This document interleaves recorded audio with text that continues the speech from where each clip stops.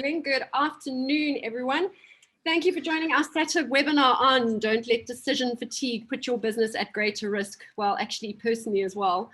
So many of our tourism businesses today are facing impossible decisions because we really don't know when the end is. So the weight of COVID on our lives and our businesses got us constantly assessing the risk and the benefit of making daily choices, even the little ones, I find, to the point where we actually cannot make a decision. We're absolutely paralyzed. Don't worry, this is something that exists. You're not abnormal, and it's called decision fatigue. I learned about it a couple of months ago, and I was gobsmacked that it actually exists. And what it does is prevents people from making quick, decisive decisions because they can't make a decision that's consequential. They don't know what's going to happen. So how can you prevent decision fatigue, and what tools can you use to manage decision fatigue when you feel like you're at a crossroads and you're not sure which direction to go in? Thankfully, you don't have me telling you how to do this because I'm in your boat, but we have an expert, US strategist and decision fatigue expert, Jodie Hume, who's joining us. I am going to read her bio. I thought it was such an interesting one, and she's going to have to explain the last sentence to me a little bit later on. So Jodie's made a name for herself over the last decade, providing on-call decision support and facilitated leadership conversations for startup founders and entrepreneurs throughout North America, Europe, and Australia, and now Africa, Jodie. While Jodie works one-on-one with a small number of clients, she also convenes facilitated roundtable conversations with entrepreneurs, and each week she co-hosts So Here's My Story, a podcast built from real, honest business stories with poignant takeaways and plenty of humor. You can also find her at the mic as the lead singer of her band, The Wafflers. And if you ask nicely, she might tell you about the time she won first place in a truck pool. We also have SATIB's General Manager, Natasha Parry, on with us, KZN Trail Running's Andrew Booth, and owner of Hideaway Guest House, although she also wears many hats, Colleen Harding. And they're here to provide a little bit of context because, like me, they're in the same boat as you all are. So as always, the chat is open. Let us know where you're connecting from. And this is very much going to be an untidy session. We want tons of questions. We want tons of comments in the chat. This is where we get to learn from each other. So please be generous with your comments. I'd love to see them coming through in the Q&A in the chat. And with that, I want to hand over to Jodie. First, you need to tell me about this truck pool. So a couple years ago, as I think most things happen in life, you're not planning it. It just sort of happens one thing after the next.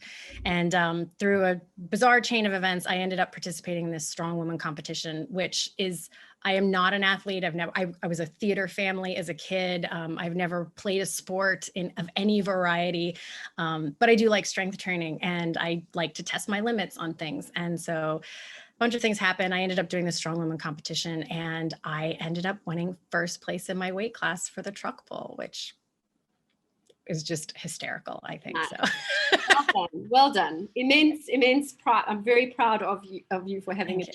Well done.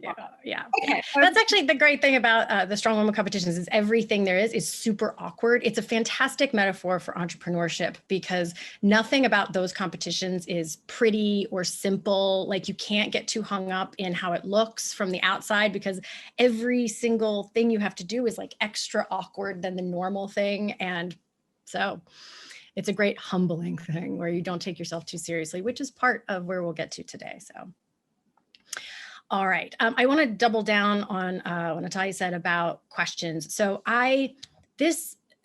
long before the pandemic, decision fatigue was one of the things that I do talks on. And so I already have a 60-minute, 2-hour version of what I talk about decision fatigue pre-pandemic.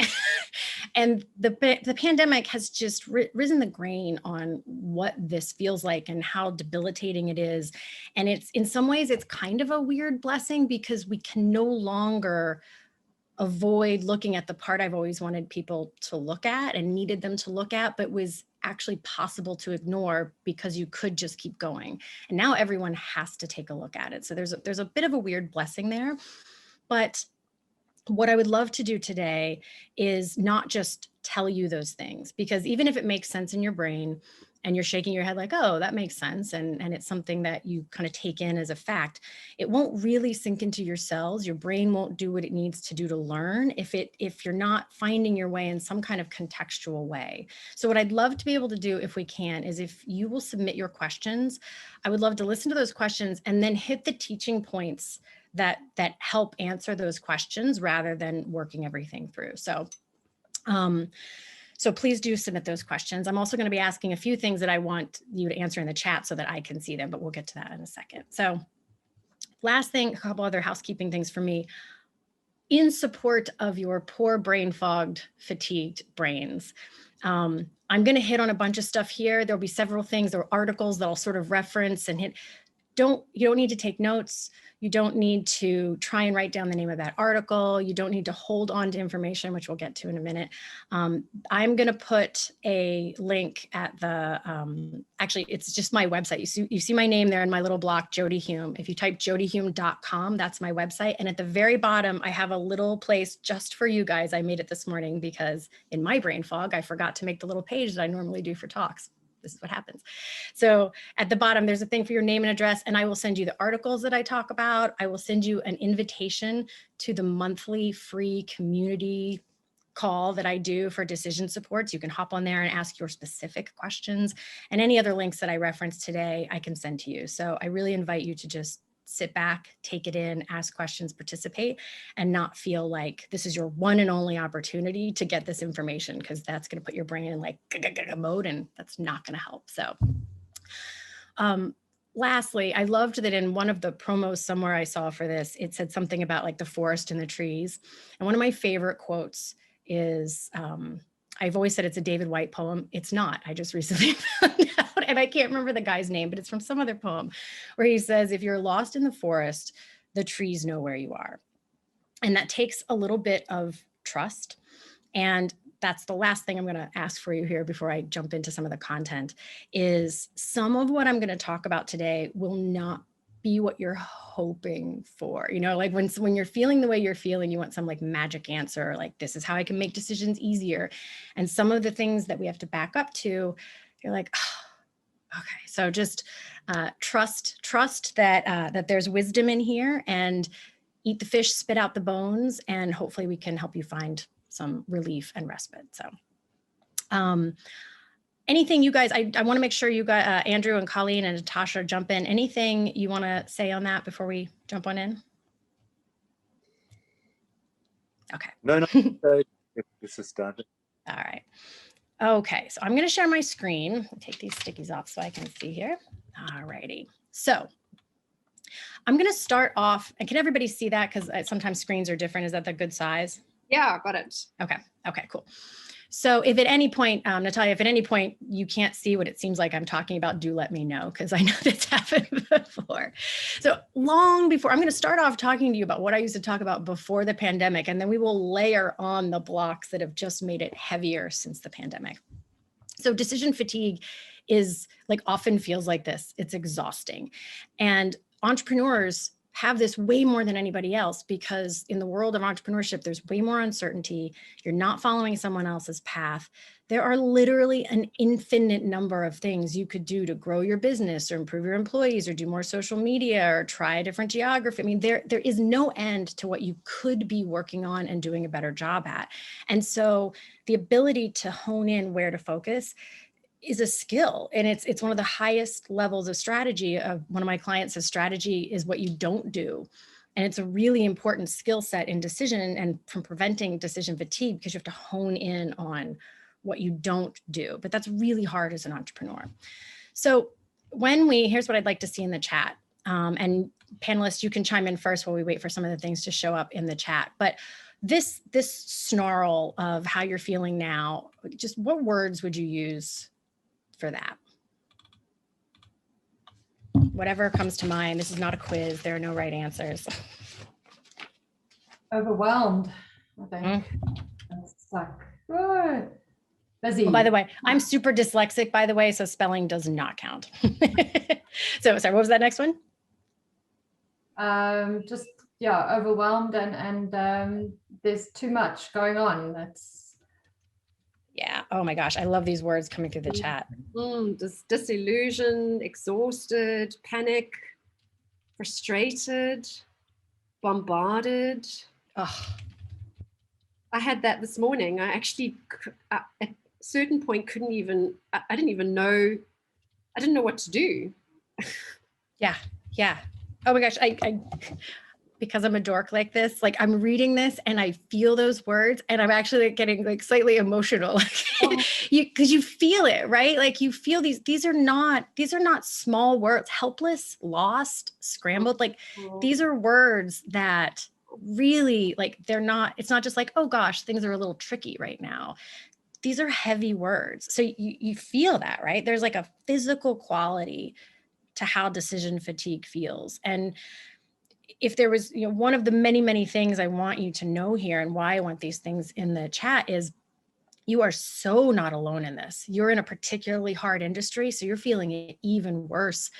But I literally don't know a human who isn't feeling some amount of this and then isn't also feeling guilty because suddenly they're not able to be as productive or useful or do as much as they used to do. So it's just layers upon layers of what it's hard. So give me a couple words of how you wish it felt. Like what you wish you felt, or what you're reaching for, or what you want more of.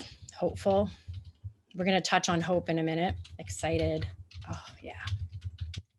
Clarity. Clarity. Yeah. Clarity is like the drug of choice right now. It's like, if I had clarity, it's just amazing. Productive. Yeah. Insight. Yeah. So you can get a feel, yes, some normality. Isn't it funny just like how the bar for what would feel really, really good, you're like, just like any thread of normality. Yeah. So you can feel what we're aiming for here. So perfect. Okay. So we'll come back to those words. Oops. This thing is funny. We'll come back to those as we go. Normally when I do presentations, I have like all these whiteboards and I'm writing all over the place. So one of my funny pandemic things is finding ways to actually do this on screen. So, and it's funny, Andrew, you said clarity. One thing we're going to get to is what I think of as the opposite of decision fatigue is actionable clarity. Like just enough, because clarity in like the big version of it is not even really attainable right now. We're just looking for any amount of actionable clarity, because what you're really wanting when you're feeling like this in its most simple form is just not this. Like anything outside of this is a step in the right direction. And where we get stuck a lot of times is imagining that, like if I drew a circle around here, that everything around here is the wrong answer or dangerous. There's like tigers 359 degrees and there's only like one little way out that's the right answer. That's how it often feels. And that's actually not, it's one of the things I would like to relieve you of in today's talk is it's actually not how it works. And you just need to be out of this space and find any kind of actionable clarity. So that's what we're going to be honing in on here. So quick little orientation of how I typically work with clients. So a lot of people think of this balance between like business and life. And business is pretty self-explanatory what I'm talking about there. Life, usually people think of themselves in that as well and just think about this as a line of like the balance between business and life.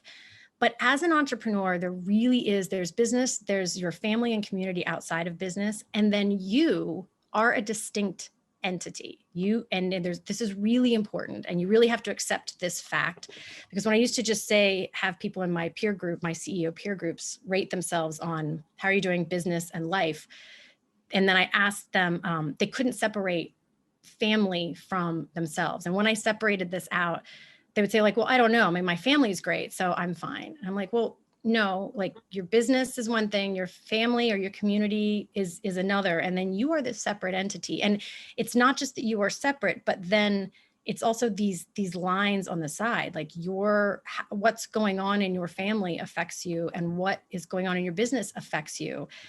But what I don't think people realize is as much, and this is mission critical to everything we're going to talk about today, is there's a reason this is an upside down triangle. It's this fulcrum of you and your brain, and we're going to get more into that in a second, are the most strategic asset that your company has and that your family has, because it's a reason it's an upside down triangle, because it's this fulcrum of if you are depleted or exhausted or feeling all of those words, these things are resting on that. And so we can't overlook that step of it.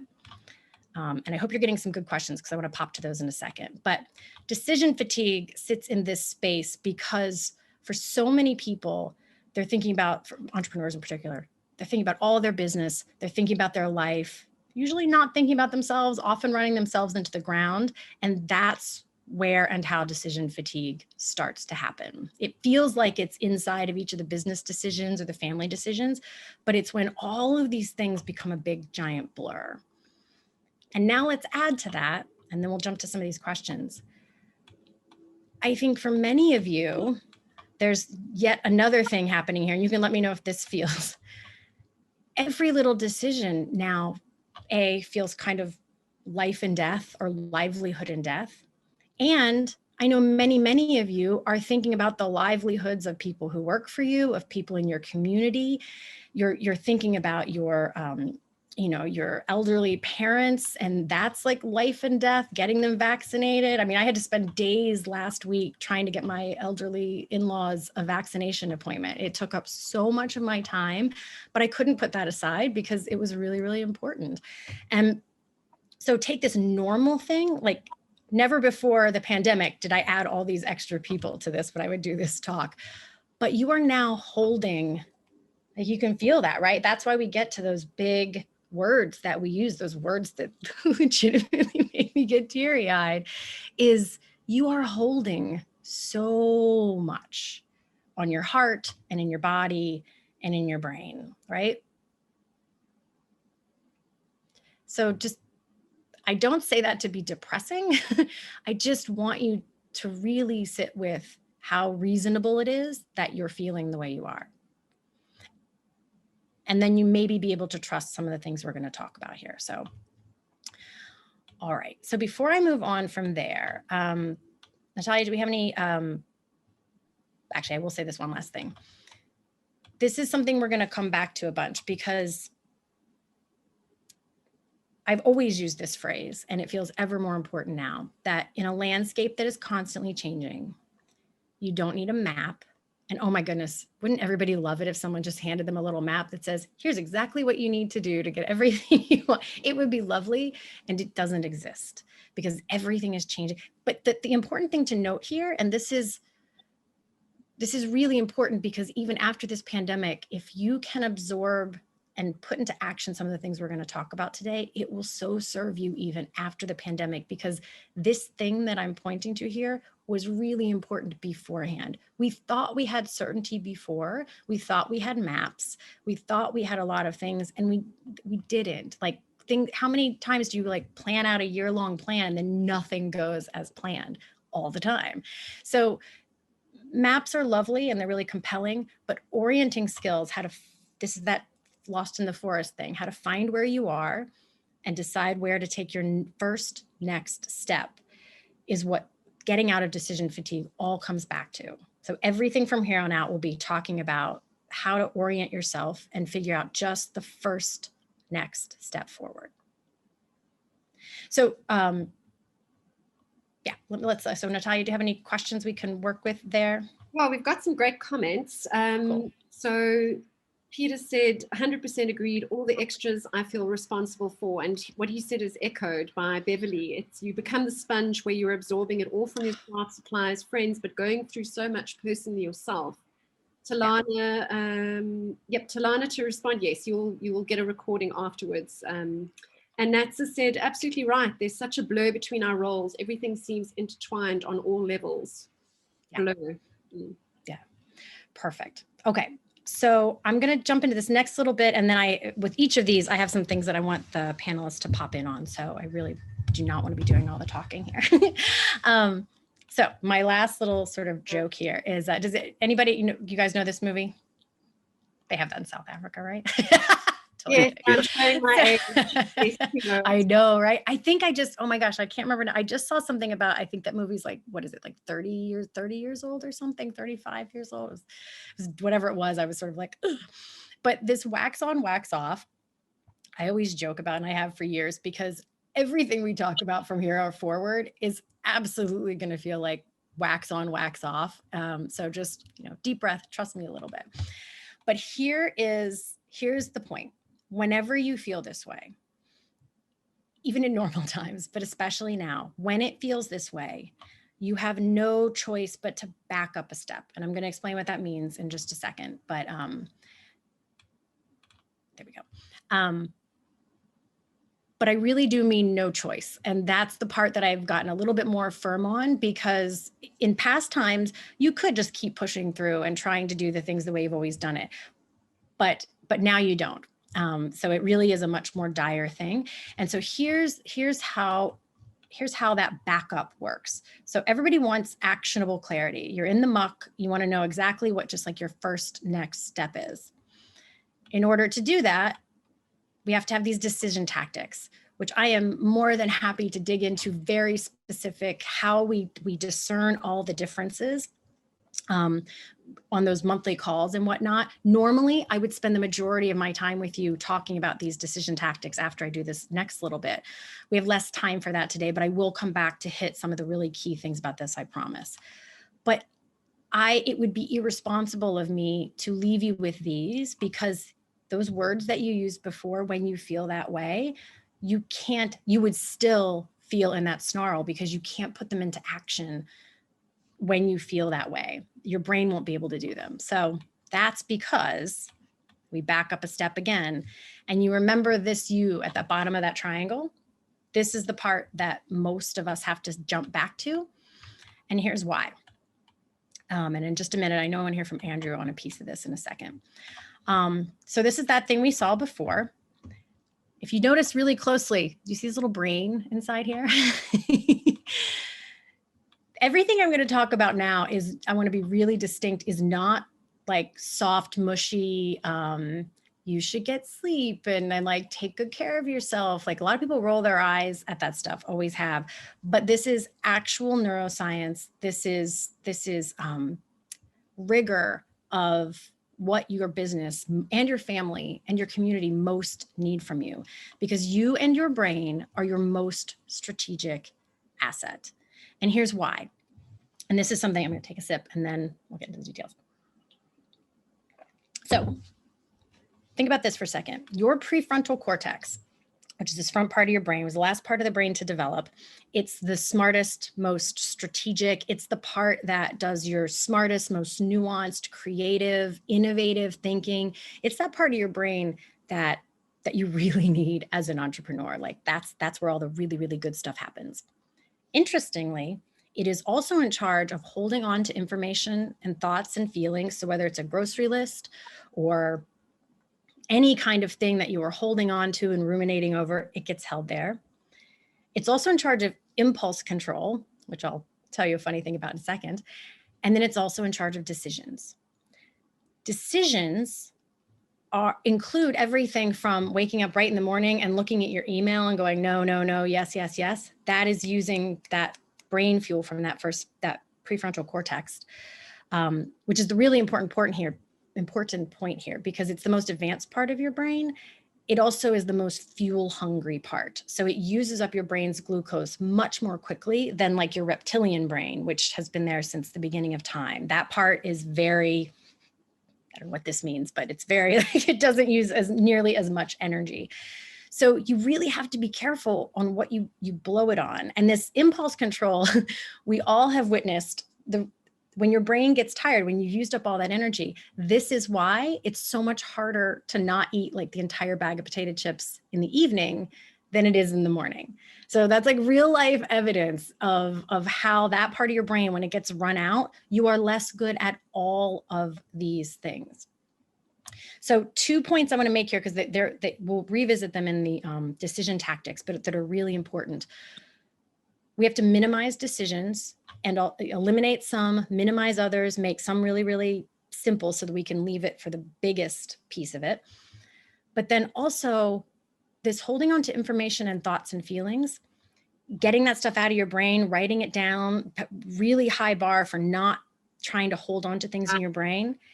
It also applies to feelings. So having a place to vent, face downing on the couch and sobbing if you need to, like this, get it out, because if everything you're holding on to stays in that space and takes up this space that you desperately need for more important things. So this is just gives a lot of permission to things that we normally sort of hold off on. So we'll come back to that a little bit more in a minute, but okay. So for your prefrontal cortex to have what it needs to be able to help you find actionable clarity, it needs sleep, good sleep, which I know is hard right now. It needs rest, which I'm not going to go into a great detail about, but one of the things I'll send you is this article on the 7 types of rest. It's not just laying on the couch. There's passive physical rest, there's active physical rest, which I got to tell you, most entrepreneurs are not good at passive rest. When I work with people one-on-one, it's finding active rest that they can do, which actually includes some of these things down here. There's mental rest, there's sensory rest from all the bombardment we get of devices and electronics. There's creative rest, which is everything from creative pursuits to absorbing nature and outdoor spaces. Emotional rest and social rest. This is people who give you energy versus people who take energy, and spiritual rest. That article I will highly recommend. And by the way, none of the articles I'm going to send you are long. They're really short. They're easy to just peruse through really quickly with like bullet points. You can grab the information out of them very quickly. Scanning through all these kinds of rests are a way that you can slough off some of this weight and have more space to actually make decisions. Sprints and not marathons. Your brain is not made to plow all day long. It's not. It's made for sprints. It desperately needs little breaks. So if every hour, maximum every 2 hours, you can take some kind of renewal break, whether you go breathe, whether you walk around your house twice and then come back, something that gives you some kind of contrasting energy to just sitting and plowing will absolutely make a huge difference in how long that glucose can last throughout your day. So you're less likely to eat the bag of potato chips at the end of the day. So that's also that contrast. And hope. We're going to come back to this one in a second. Actually, I might just touch on it now but I want Andrew to speak a little bit about this rest piece. But just so I can land this last point, I've never had this piece until the pandemic. This used to be where I stopped on we have to back it up and do this prerequisite before we can talk about what decision tactics that you need to use. But what I have found is that there's actually a prerequisite to all of this work of having your brain in place, and that is hope. And hope is different than wishing, and it's different than optimism. It's actually a cognitive construct. And this is another article I can send you so we don't have to absorb all this, but this is a cognitive construct that is, you have a vision, you have a line of sight to things that you want the goals to shape your life and the work that you most want. The part that has felt really hard right now is the agency component, a belief that you can actually make things happen and the motivation to reach those goals, because come on. Everything you plan gets canceled or moved, or like it is legitimately hard. It's no wonder that for many people, hope has eroded. And then pathways, the ability to identify routes and obstacles around between you and the goals that you want. And then this cognitive flexibility to find alternate solutions when you're knocked off course. And so this piece right here is, if you can't find your way to if you're feeling hopeless, this article and the other one that I was sent are really important. There's one little passage I want to read, and then I'm going to go back to the other one. That was loud. Sorry about that. What did I do? I dropped it. Here it is. This gentleman, this sounds a bit dire, but it really hits on. This was research that was taken from working with people who are suicidal, which is the core of feeling completely hopeless. And he said, hope is this cognitive construct of hope is the bedrock that gets people out of suicidal states. If they cannot help them, that is the work that they do, is helping them find pathways to some sense of hope. It's this prerequisite to all the other things. And I just want to read this one passage. He said, his goal in these groups is not to replace fear and doubt with hope, but to help patients acknowledge that hope can exist alongside of those negative emotions. What hope does not ask for you is for you to pretend that all this really legitimately hard stuff isn't happening. It's to be open to the possibility that they can actually live together. And it's, yeah, we don't have to go into that. I just wanted to hit on that one little piece. So if this is where you're feeling, there's a couple articles I'm sending that and some suggestions of how to build this up a little bit so that you can even make use of the things we're going to hit on here. So, all right, Andrew, I would love for you to speak to what you and I talked about yesterday, and because you have this part, you nailed this part. So the rest part, is that what we're talking about? Well, the rest, and you know what you were telling me about kind of one of your key coping mechanisms throughout all this. Yeah.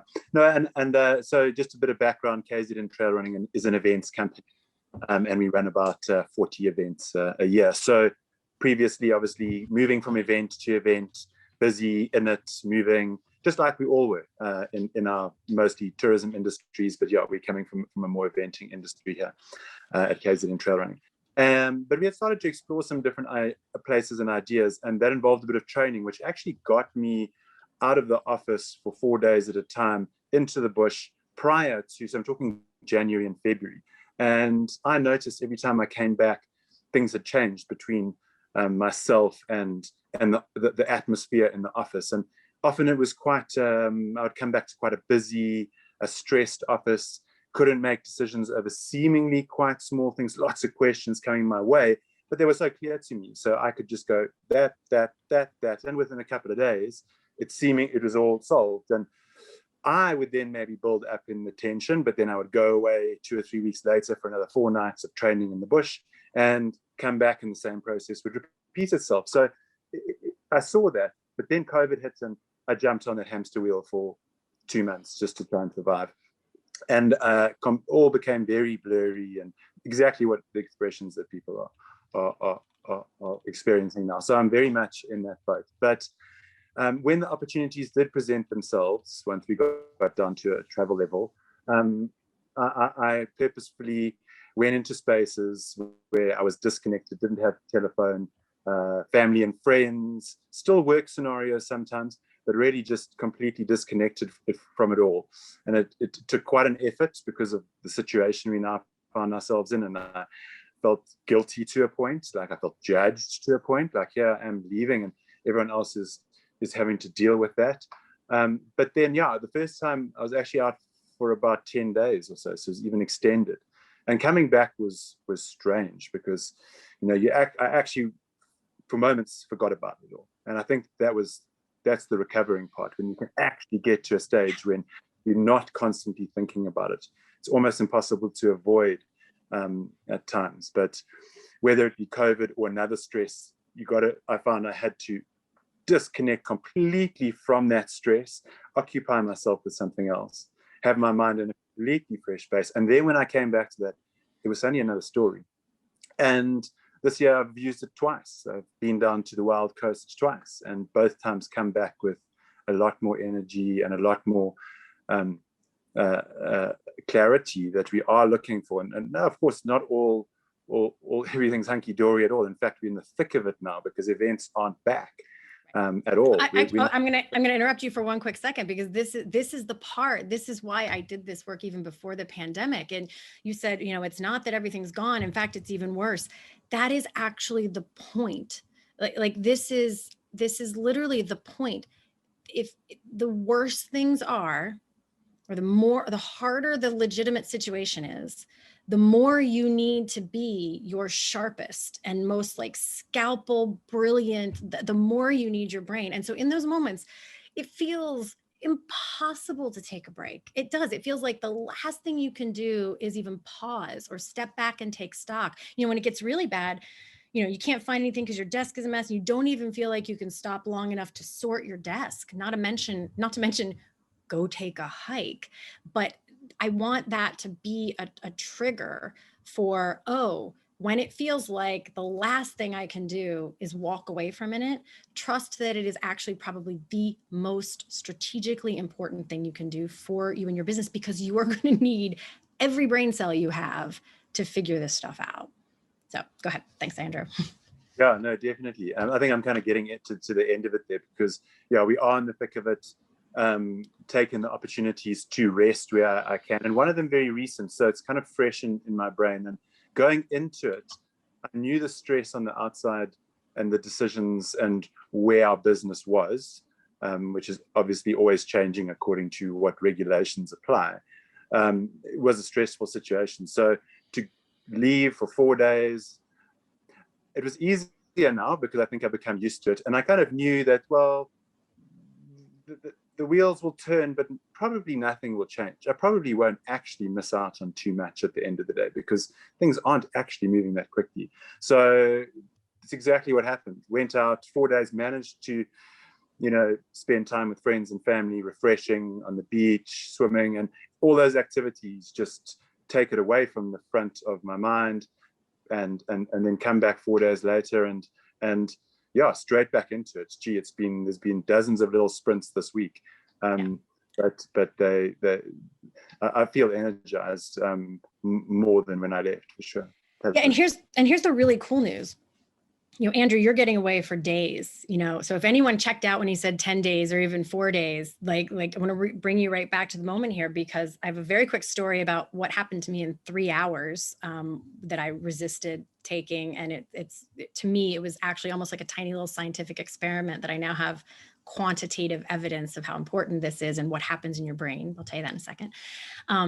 But neuroscience, when I said that every hour or 2 hours, just taking a break, breathing for even 2 minutes, walking around the house, just anything that breaks that up also can do this. You don't necessarily need, 4 days is awesome. You don't necessarily need that much. You can also just find even small moments will make an enormous difference sometimes. But in August, we sort of went on vacation. It was really just doing what we're doing here in a cottage that we rented. So, and it wasn't as long as I thought it was, because I didn't really think it all. But anyway, it came back not renewed. It just didn't fill me back up again. But I'd been gone a week. And so it was Monday and I worked, and because I was, whatever. And on Tuesday, this client of mine wanted to go on a hike. And I was like, I can't. I was just gone all last week. And he was like, yeah, but it's nice today and it's going to rain for like the next 2 weeks. So it's today or whatever. And so I went, and it's so interesting. I love taking pictures. I take pictures of like really up close, funky nature stuff. I really like taking pictures in forests. And when I got home, I was looking through my camera roll, like I always do, and pick out my favorites. And what I noticed is in the first half of the hike, so first hour and a half, there are 2 pictures, and they are incredibly boring. And they look like somebody said, while you're out, you have to take at least 2 pictures in the forest. It's like, I was like, snap, snap. I don't even know why I took them. I don't even know what was of interest, because they're not interesting at all. And then about halfway through, I started taking some pictures. And in the last like 45 minutes of the hike, there's like 80 pictures. And they are some of my favorite. Like there's just like all these interesting things. And I am here to tell you that is not because the last 45 minutes of the forest was more interesting than the beginning of the forest.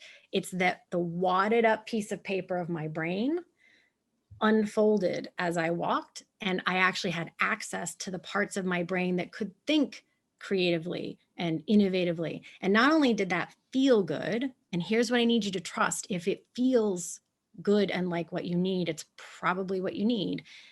But for the next like week, I got more done than I had gotten done in months.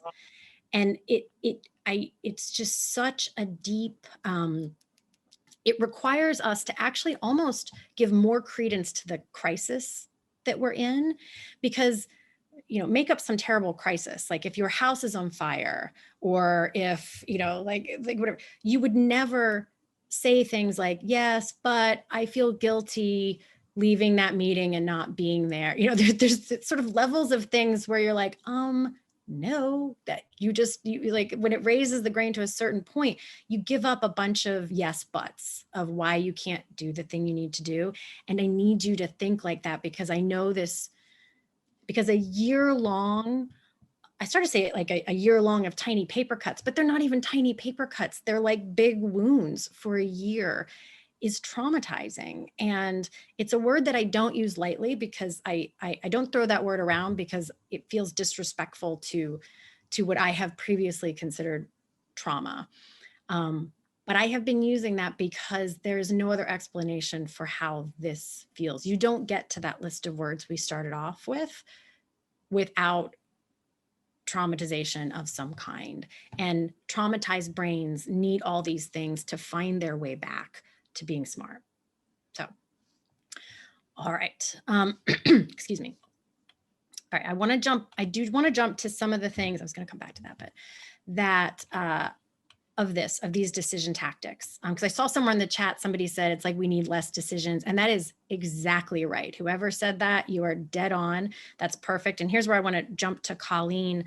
Colleen, I want you to say a little bit about who you are and what you do, but then also you threw out what's seemingly like the smallest little decision of a thing, but that's why I love it, because it's a perfect unpack some of these other things. You had told me about somebody calling and you quoting a price and your husband saying like, maybe it should have been a different price. If you just tell that little story, I think it'll be really a useful one to walk through some of these tactics. Okay. Well, being in the guest house business and right now only surviving on domestic travel, South Africans, I have to tell you, are very tight-fisted about the money that they want to pay. You know, the excuse is that, you know, we're being in COVID and we're short of money and that, but they don't realize that we are in exactly the same position. And, you know, I mean, we're selling our accommodation for less than 50% of what it should be at any normal time. And so we got this call yesterday, and I gave the lady a price, and Cecil, my husband, turned around and said, you know what, we're not going to get that business. He said, I would have charged them X. And guess what? We didn't get the money. We didn't get the business because I'm sure he was right. But so you think you're making the right decision because you need to survive, you need to get the money in, but at the same time, you're dealing with people who want everything for nothing. And yeah, it's a problem. Yeah, no, it absolutely is. And that's what I could have each of you come on live and tell me tiny decisions, big decisions. There in any given one, we could spend half an hour, 45 minutes talking through, you know, in a normal world, Colleen, if you were my client and it was before that call, we might make a really big deal about mapping out and thinking through all your choices. We might have made spreadsheets of the difference, but we might have looked at, you know, research of what other people are charging. I mean, it's like goldfish, you know, goldfish, the bigger bowl you put them in, the bigger they get. And in this world, we have to have a different kind of rule system. And interestingly, and I can't remember whether it was Colleen or I think it was Colleen that somebody I talked to yesterday. A few years ago, I had a friend and past client who had quit his 14-year teaching job to start a photography business. And so in July, he had his last regular paycheck. In early fall, his wife announced that they were leaving, but that's sort of that she was leaving, which is neither here nor there. But in November, he found out that he had lymphoma and needed chemo and whatnot. And so here he is, this fledgling business, no support, no benefits, all that kind of stuff. So I jumped in to do some like business coaching because what he needed, his instincts, like here's where, like when you get overwhelmed, when you have that blur, I mean, just imagine the snarl that he's in now, trying to think through all these things and deal with a failing relationship. And how's he going to support himself? And, and is he going to live? You know, I mean, that's a lot. And I could see that he couldn't see the path forward. And we get confused in that time. And sometimes we rely on the wrong things. And so he was saying things like, if I could just find 3 or 4 weddings for the spring, that'll be enough and I can get by on that. And of course, I'm thinking from the outside, like, well, you haven't started, like you start chemo next week. We don't know how you're going to feel. Like, are you going to have the energy to do weddings? You might not. And so that can't be the plan. And so we had to back up and we met weekly. And this is that like actionable clarity is always shorter, We do not have the luxury right now. This is like that upping the crisis. In a weird way, upping the crisis sense in your brain can help you be more focused, not upping the crisis and feeling the anxiety of it, but upping the crisis in the way that adrenaline works in your brain to say like, nope, yeah, I would love to have a vision session about what I want my business to look like 3 years from now. But I have to get through the next 3 months, and I have to think about energy, and I have to think about all this stuff. And so, for instance, he does not like editing videos and pictures very much. It's not his favorite thing, but it's a thing he could do sitting on the couch no matter how badly he felt. So we found some of that work to like just create a base so that that was safe. We discovered that every other week, because his chemo was every 2 weeks, he felt great. The week of chemo, he didn't feel great. So we didn't book things that. And it took this every single week in tiny increments. We course corrected. And this is one of the key things to remember. The space shuttle, and this is actually true, I verified this with like a space scientist. The space shuttle is never on track, ever, ever, ever, ever. Because the only way they can get it anywhere, and this is how entrepreneurship has always worked. It just feels, we used to think that we had this like on track part, but you don't. Every single thing with a space shuttle is course correction. So they it to the right, and then they have to it to the left. And that is how, the only way they have to get a thing where it needs to go is to constantly be course correcting. And I think the hard thing about decisions is we imagine them almost the way water slides work, which is, you walk up 12 flights of stairs, and then you have to either get in the blue one or the green one or the yellow one, and it dumps you out at the end of the world. And that's not how it works. All of this is more like a chess game where you move one piece and then all of your decisions are going to change. And so course correction, it's about finding that actionable clarity, the one tiny thing that you need to make to go one little step forward. And a lot of times right now in this moment when we're talking, maybe not a week from now, but right now for many of you, that is going to come back to some of these things. Like if your tank isn't at least like, I don't know, 40% full, 50% full, doesn't need to be 90% full, but over and over and over again, even before the pandemic and now all the time, when I talk to clients, my answer is we can't try and deal with this issue until you've filled back up again a little bit. So I'm going to hit on some of these other tactics. I'm curious, Natasha, I know you speak to so many businesses. Like, does this, because here we're just talking to two of them, and I know there's a lot of people on the call, but are these themes that you hear over and over again? Or I don't know, I'm just interested to hear your thoughts on that. Yeah, absolutely. It's been a very interesting period. Thanks, Jodie. But before I answer what you asked, I would recommend the attendees to go and watch your videos on YouTube.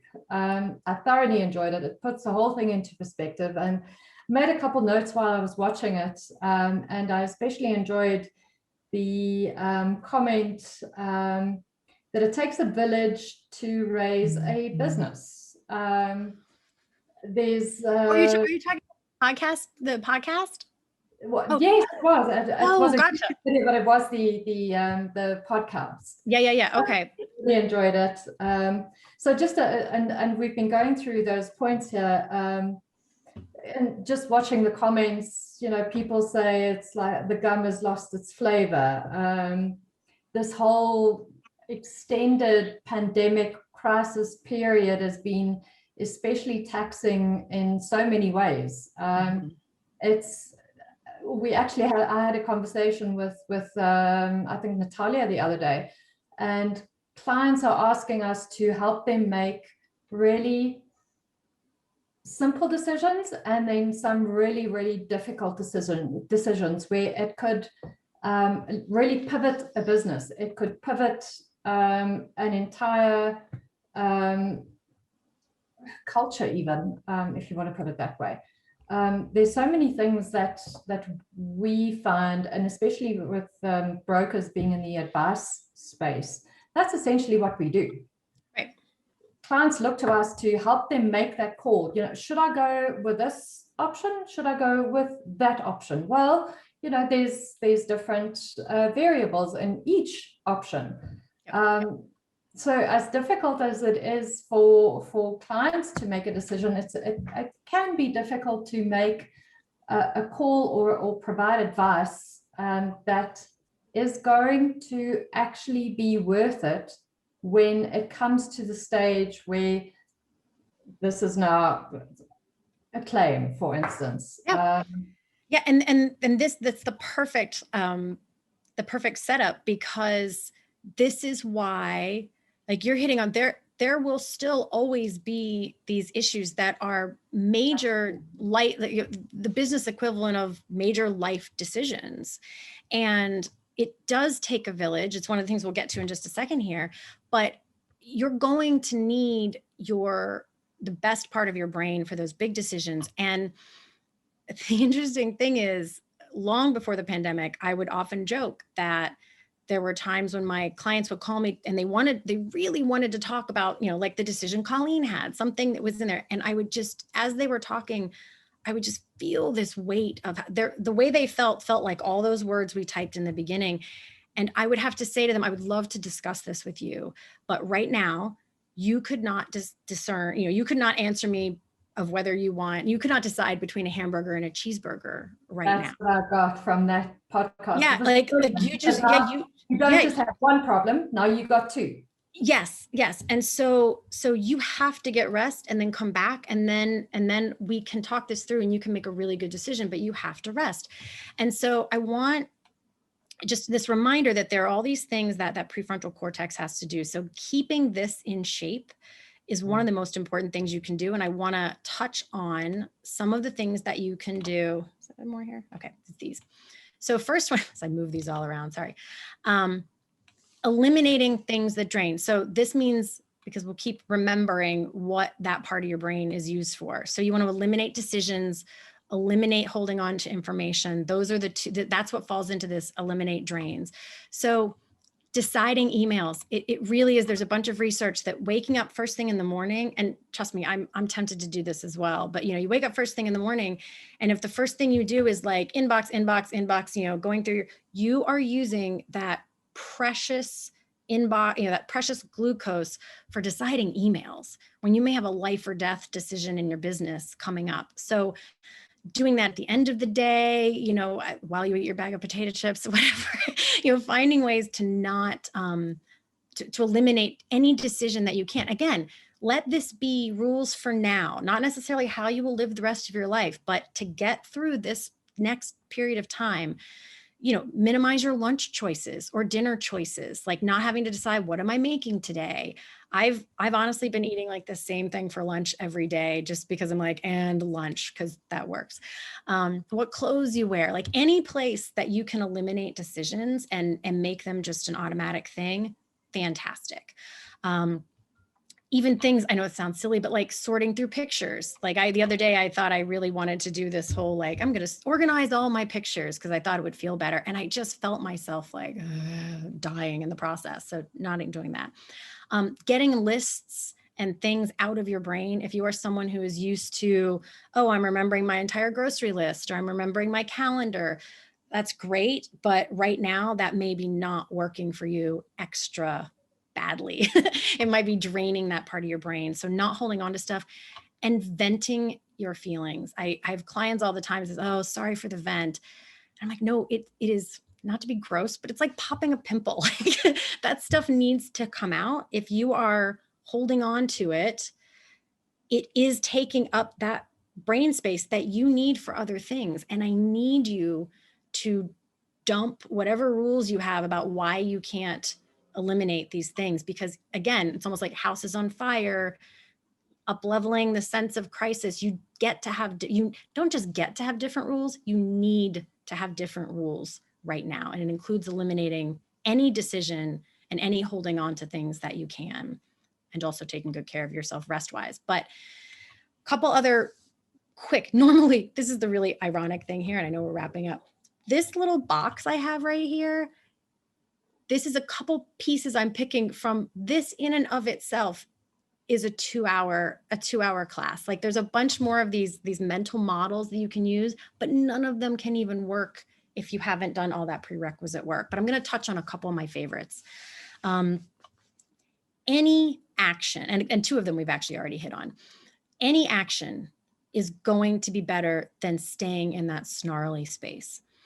And we imagine so often that there are bad decisions, but there often really aren't. And here's for me, this was the most freeing thing that anyone has ever said to me. And we were younger and I was trying to decide what to get my mom. My sister and I were standing in this store and I was like, I don't know, should I get her that one or that one for Christmas or her birthday? I don't know.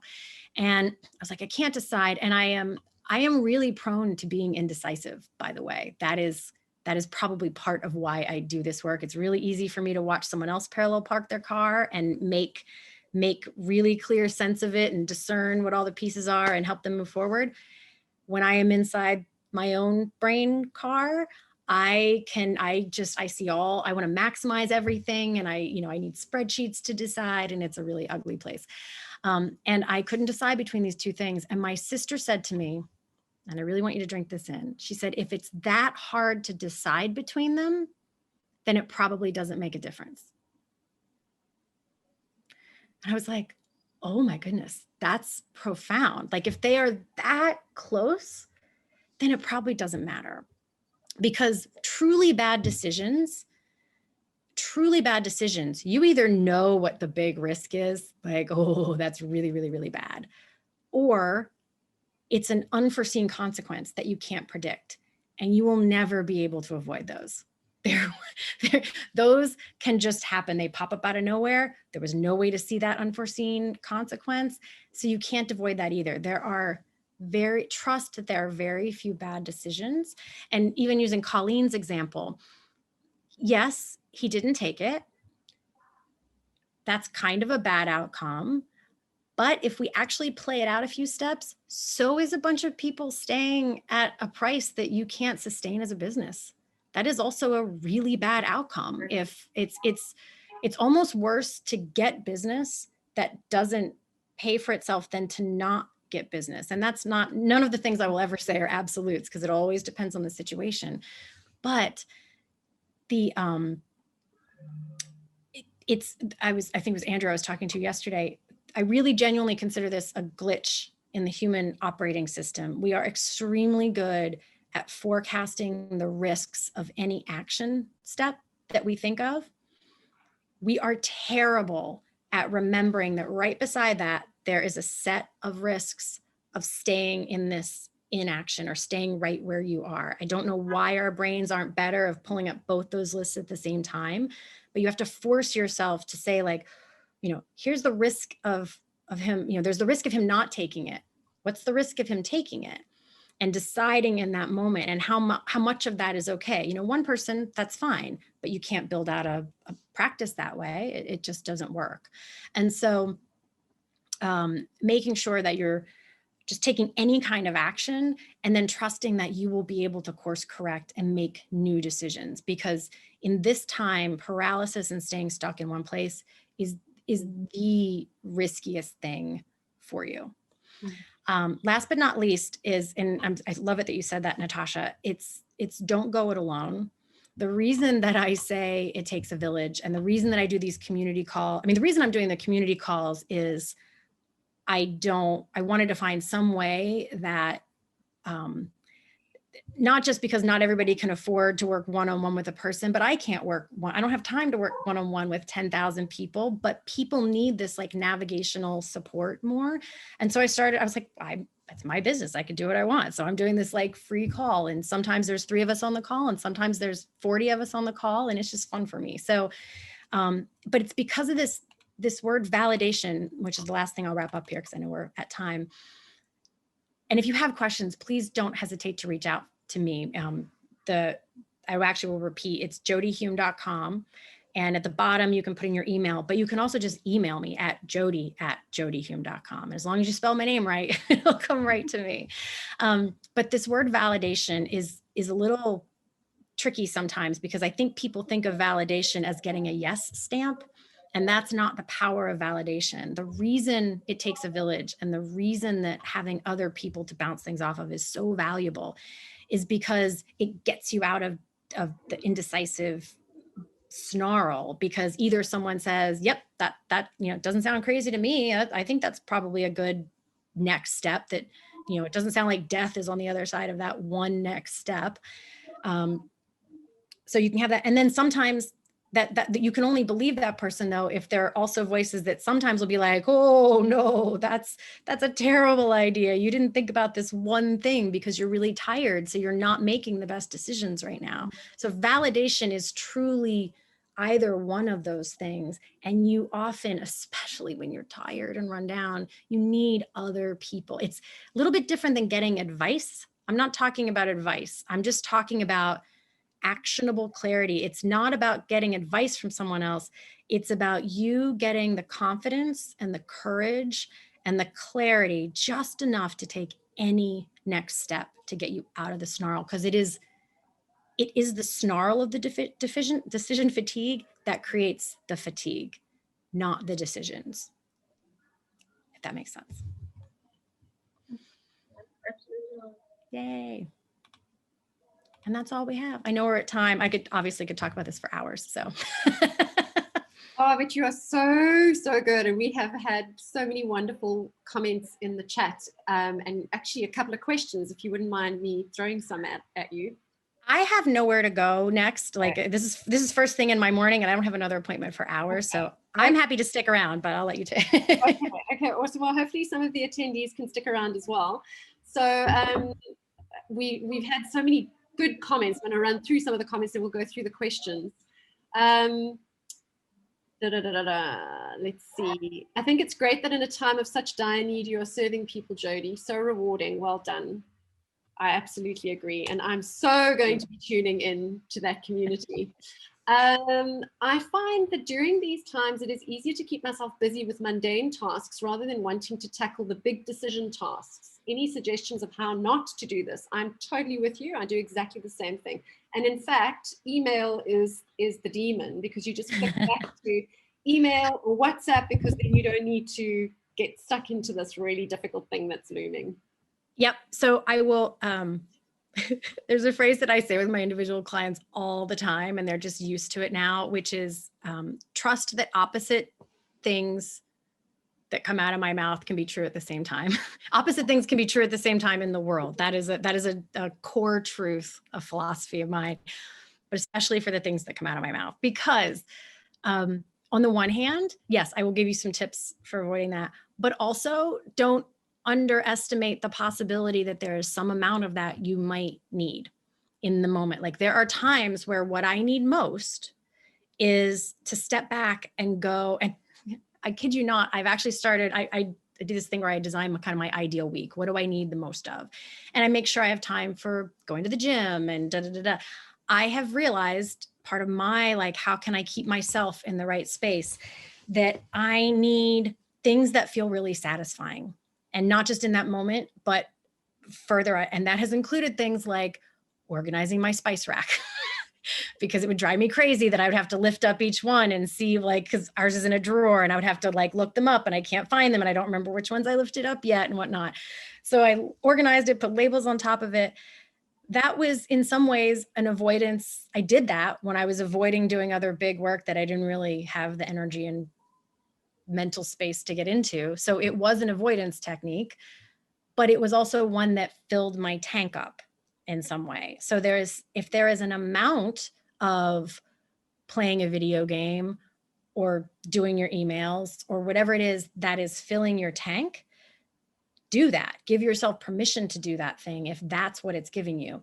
At what point it starts actually taking, because it is just avoidance, and that's where you have to sort of, take it back. What I've found, one little tactic, and this is not something I made up, is it's usually because the thing feels really, really, really big and just too much. And so it's that chunk it down into tiny things. Because I'm a visual person, in case you can't tell, it's not unlike that back it up thing that I do. Like, I'm like, okay, there's all this stuff I need to do. before I can do that, this has to happen. Before that has to happen, this has to happen. And if I keep going backwards in time, there's like one little actionable step of, oh, I really, like for right now, just simply scheduling that appointment is enough for that project right now. Just something that checks a box and moves it a tiny bit forward. So it's just looking for any amount of it that you can do. As a side note, if you look up any amount, if you look up any resources on either anxiety or depression, it doesn't mean you have to be thinking that you are anxious or depressed, although many of us are, even if you aren't used to feeling that way. But a lot of those pieces of advice for anxiety, depression, and ADHD kinds of things, all those things that happen in the brain of those three categories are happening for all of us right now. We are all having those experiences. So any guidance you find of those things, of how to just get up and do one tiny thing, I'll add it to my list of things I'll send. I saw somebody had handwritten this like pandemic self-care list. And it sounds so silly, but when you are feeling the way I know some of you are, things like take a shower is actually really, really helpful. And here's the thing, if taking a shower feels like too much, can you use a makeup wipe on your face? If that's too much, like, can you brush your teeth? And I'm not being silly. Like if you chunk it down to the tiniest little version of something that you can do, when you do it, it will actually help nudge it forward. The other little thing I do for myself is, I get overwhelmed because I start avoiding these tiny little things that are like coordination things. Like, I don't know, I can do big projects, but like scheduling a kid's dentist appointment just like bogs my brain down. So when I have a stack of those tiny things, I just take 15 minutes, and that's my deal with myself. 15 minutes. If I only knock out one in 15 minutes, that's all I have to do. If I can knock out 5. So I call it like my avoidance diet thing. Like I make myself do like 3 or 4 little things I've been avoiding, and without fail, I end up with more energy on the other side of it to actually do other things. And I usually end up doing it like for an hour, but I have made this deal with myself that I only have to do it for 50 or sometimes 10 minutes. Like I'll do one thing. And that's probably my biggest advice, is just find any way that works for you to be fine with it. Like no judgment about what fills up your tank or what it takes. So Jodie, maybe I can ask you, social media in that regard. I mean, a little bit of social media can maybe fill up your tank, but it's very quick to deplete. Are we using a lot of our frontal with social media? Yes. And this is one I have had to take some steps, intervention steps myself with, because I'm a weird blend between introvert, extrovert, but I do my social connections, my connections to humans is definitely something that fills my tank. And for many of us, social media is the only way we can connect with those people, or Zoom meetings or whatever. And so there's a certain amount of social media that helps me feel connected to people I don't otherwise get to see. For me, what I've started to notice is when I'm just scrolling, and I'm just scrolling, that's not about connection. That's serotonin chasing. That I imagine somewhere in there is a hit of some drug. It's almost like you're like, where can I get the feeling I'm searching for here? And it literally feels that way. And you're like, oh, okay, that's my sign that I am no longer getting information from it. It's like I'm plugged into a thing that is actually taking I said information a minute ago, I meant energy. I think of it in businesses, we talk about financial capital. I think of it as energetic capital. There is no debt in energetic capital. So yeah, social media is a really tricky one right now. Jodie, you are hitting on points that relate to life as a whole, not just business. Travel is a state of mind, a passion that is flailing madly at the moment. Your approach to the subject is refreshing and provides much needed release. Thank you for your insight. Oh, you are so welcome. And actually, you just brought up something that I'd forgotten to mention, and actually I want to work into this talk. Part of another reason that, and this will speak to the other side of the position that you're in right now, is so many of my clients and friends and myself as well have said some sentence that sounds like, okay, I'm feeling this way. And every single thing that I normally reach for to make myself feel better and to fill me back up is not available to me right now. And one of those things is travel. I have a number of clients who travel is part of how they fill themselves back up. Hanging out with friends, going to good restaurants, hugs. There's this list of things that have been there, very healthy coping mechanisms that they simply cannot do. And you guys not being available to people is part of this ecosystem that is also depleting their ability. So that's why we have to rethink our coping mechanisms and be careful about which ones we're leaning on. All of them are okay. Shame is not helpful in any of this. I didn't even touch on that, but if you're having a drink because that's what feels good in the moment, have that drink, be aware of where it's too much, all those things apply, but have a drink and then feel shame because you did it, or going for, blowing something off and spending the day walking the forest, do these things and do not allow shame to backwash into that space, or it will negate every amount of what you put your time to for that. And so always be aware of where something is becoming not healthy for you, but give yourself a break on what it is that fills you up. This is not the time to be, I have my kid's doctor's appointment and they had the audacity to ask me the screen time question. Are we under 2 hours of screen time? I was like, are you? I cannot believe you asked me that question. Well, I'm not answering that question. I'm offended. Because now is not the time. It's just not. No, it's not the time. No, we can pick those rules back up another day, but this is not the time. So my last point, two people actually noted it, and it was around this always on culture that we're in at the moment, and sitting on back-to-back Zoom calls, and there's no separation from home and work. And to a certain extent, it's FOMO. So you have to be always on just in case you miss something out. But the antithesis is also true, that people expect you to be always on. I got a call at 10:30 last night from a journalist, and the expectation was that you're available. So how do you balance that always on situation and take this active rest that you need to take when you have to be always on and it's an expectation? Yeah, so no one likes the answer to this question, but it partly comes back to the agency. It is a choice. The place that I will point you over and over again in that is whatever story is being made up about that you don't have a choice in, that is the initial part of it. You absolutely have a choice. I will acknowledge that choice will come with consequences sometimes, but you can choose whether you're willing to take that consequence or not. Like Natalia, to your point, if a journalist calls you, if I always say the Oprah show, that's not even on anymore, but if the Ellen show called me at 11 o'clock at night, I would take that call because but that doesn't mean that every journalism call is worth my time at 11 o'clock at night. And I'll be a little blunt about this just because we have so little time, but two things.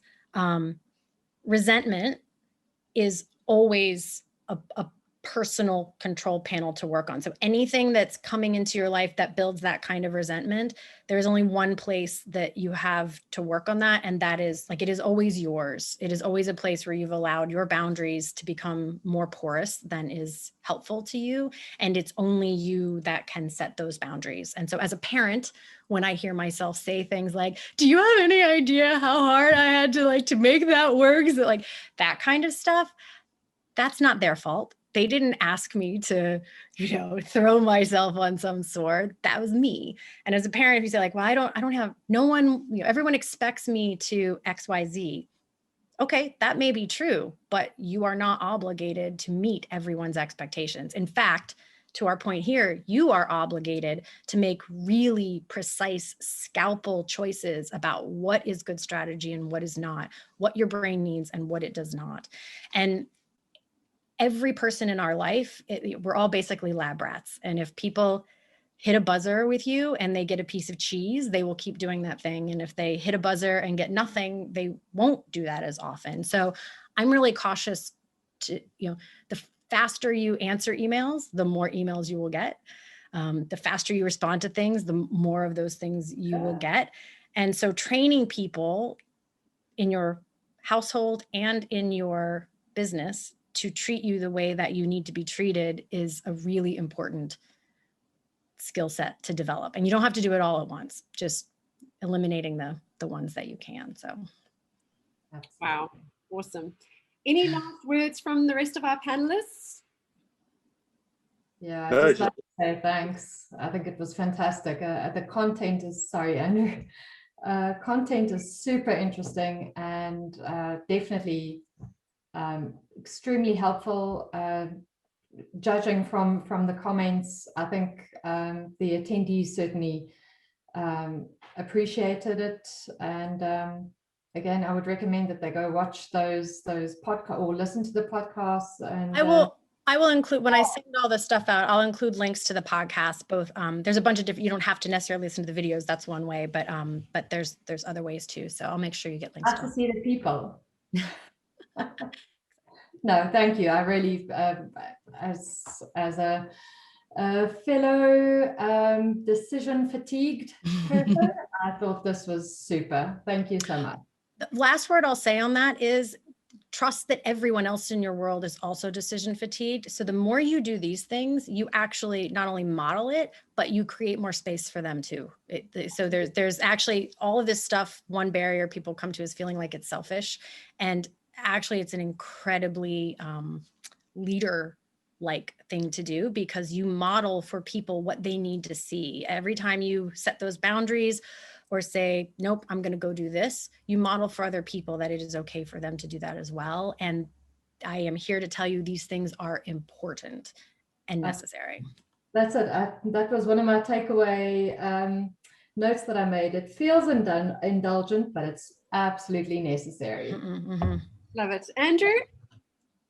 My closing comment is, although I might have maybe stumbled across a way to make some decisions, I mean, I definitely hit part of the fatigue plan, absolutely. So I don't want the fact that I've decided that I've stumbled across a way of refreshing my brain from time to time to think that I found any amazing ultimate solution. But just being part of this process. And, I always am interested as to how you end up in a place like this, because a few little coincidences happened, didn't there? And just chatting to Jodie yesterday, chatting again to her, listening, making the notes, like I feel so much better already. So, it's being part of the process has been amazing. Thank you for including me, and it's been great to be a panelist. Yeah, and much like getting a massage, these things like always help in the moment, and then a few days later, because of like body mechanics, you're like all tight again. So make sure you put in ways to remind yourself of these things, because you will forget. Well, loads of people want to watch it again. I think I've seen 5 or 6 people who said, I want to watch it again. Please send me the recording. So thank you to Andrew, Natasha, and Colleen for being our lab rats on today's webinar. Thank you. And to Jodie, it's just incredibly energizing and filling my own tank to have the opportunity to speak to you today. So to quote Judy in our chat, thank you so much, Jodie. It was exactly what I needed to listen to this afternoon. And Jodie, it's exactly what I needed to listen to this afternoon. In fact, I needed to listen to it this morning. So I'll probably be one of those people who watch it over and over again. So thank you for being part of our community this afternoon and helping us. Really, we needed you.